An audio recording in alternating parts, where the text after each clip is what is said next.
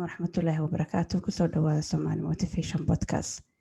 Waxaa idinla socodsiiya anigoo ah Istaahil Cabdiraxmaan Caydi. Halkan maanta waxaan kusoo qaadanayaa 5 qodob oo aad u kooban oo quseeya kor u qaadida kalsoonida iyo habdhiska maskaxda ilmaha waqtiga iskuulka uu ku jiro amba guud ahaan waxbarashadiisa. 5 qodob saameyn aad u ballaaran bay ku leeyihiin.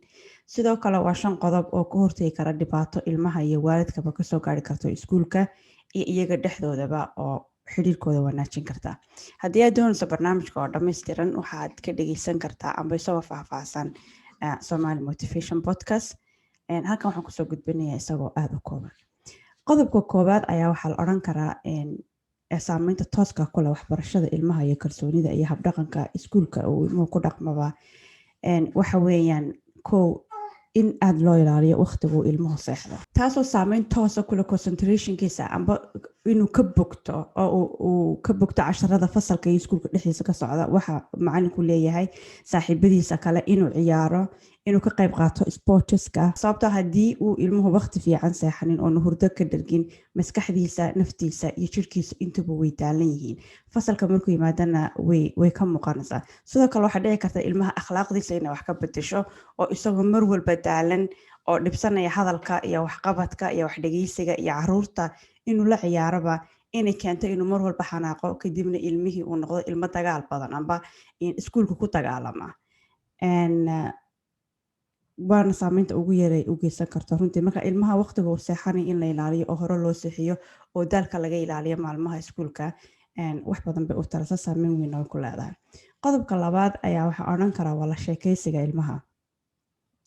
Ilmaha iskuulka markuu ka yimaado inaad si kastooda mashquulsan tahay aad la sheekaysato oo aad weydiiso maalintiisii wixii dhacay, sidee wax u dhaceen, wixii uu dareemay, mushkiladu la soo kulmay, farxadu la soo kulmay, wixii uu maanta qabtay, iskuulka miyuu ku adkaamise wuu u fududaa, sidee ay xaaladiisu ahayd. Waxay keenaysaa in culayskii iskuulka ka saarnaa uu ka dogo, inuu guriga markuu yimaado uu heeryada ku dhigto maskax ahaan, jiri ahaan. Shundadu kaliya macnaha inuu iska dhiga maaha, laakiin culayskii maskaxda uu kasoo xambaaray iskuulkana inuu heeryada ku furto oo guriga lagu dhageysta ayaa wanaagsan. Taasoo keenaysa inaanu saaxiibo xun yeelan amba cid kale oo baahidiisa iyo dhibaatadiisa dhageysata aanay u fududaato in waalidku uu gacanta ku hayo oo ilmihii ka warhayo heerkiisa maskaxeed, waxa uu ku fikirayo, waxa uu doonayo, cidda uu la saaxiib yahay, su-aalaha uu isweydiinayo uu jawaab meel kale uga raadin lahaa amba cid kale la sheekaysan lahaa uu waalidkii la sheekaysto. Qodobka saddexaad baan odhan karnaa waa mid inta badan waalidku marmarka qaar ilduufa isagoo ilmaha raali gelinaya oo tusaale ahaan ilmuhu hadduu doonayo inuu cuntooyinka junk foodka oo caruurta aad u jecel yihiin oo mar walba cuno in la siiyo. Marka waxaan odhan karnaa qodobka saddexaad waa cuntada. Cuntadu ilmaha firfircoonidiisa, maskaxdiisa, caafimaadkiisa guud ahaan oo dhan ayay saameyn weyn ku leedahay. Marka in cunto caafimaad qabta la siiyo waxay ka qayb qaadanaysaa fikirkiisa, dhaqdhaqaaqiisa, fahamkiisa iyo caafimaadkiisa guudba. Qodobka afraad ayaa mid aad iyo aad u muhiim ah aniga fikirkeyga, kaas oo ah ixtiraamka. Inta badan waxaan maqalnaa ilmaha waalidka ixtiraam, ilmaha jaarka ixtiraam, ilmaha macalinka ixtiraam, ilmaha qofka kaa weyn ixtiraam. Laakiin muhiimadda mid la mid ayay leedahay in waalidku uu ixtiraamo ilmihiisa. Tusaale ahaan waxyaabaha ixtiraamka ilmaha muujinaya waxaa ka mid ah haddii ilmaha aad ballan u qaado inaad u oofiso. Tusaalaan waxaan ku geynayaa meesha lagu ciyaaro, waxaan tegaynaa waxaas, waxaan kusoo iibinayaa mobil, waxaan kusoo iibinayaa caynkaas, saasaan yeelaynaa, waan safri doonaa. Aad og tahay inaanad samayn doonin amba ay kugu adagtay inaad samayso amba aanad hubin 100%. Waxa wanaagsan ilmaha sida aad markaa u fikirayso inaad u sheegto inaan waan jeclahay inaan kuu sameeyo haddii saa suurto gasho amba ma kuu samayn kara. Haddii aad ballan qaadana aad oofiso. Ballanka ilmaha loo qaado in la oofiyaa waxay keentaa kalsoonida naftiisa oo kor u kacdo oo isku arko cid amba qof wixii loo ballan qaaday loo oofiyey, la weyneeyey. Kalsoonida naftiisu way koraysaa oo wuxuu isku arkaya qof muhiim ah.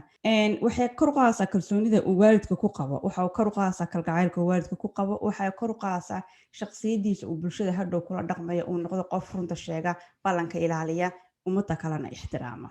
Qodobka u dambeeya ee 5aad ayaa ah sida ilmaha marka uu khalad sameeyo aad ugu qaylinayso amba aad u saxayso amba aad u canaananayso amba aad u toosinaysid, si la mid ah inaad u hambaliyeyso ood kor u qaado ood u sheegto ood u xafladiiso ood ugu baraarugsanaato markuu sax sameeyo, markuu wax wanaagsan sameeyo, markuu ku maqlo, markuu ballan uu kuu qaado ka soo baxo.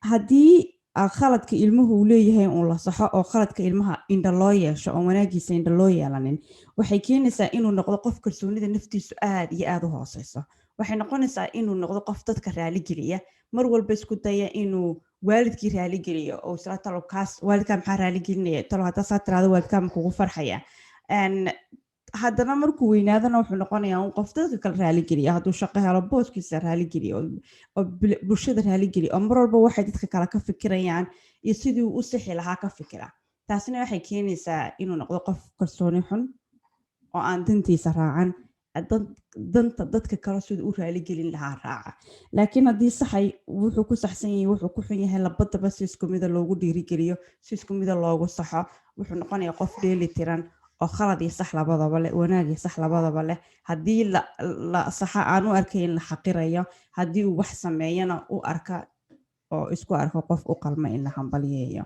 shanta qodob ma kusoo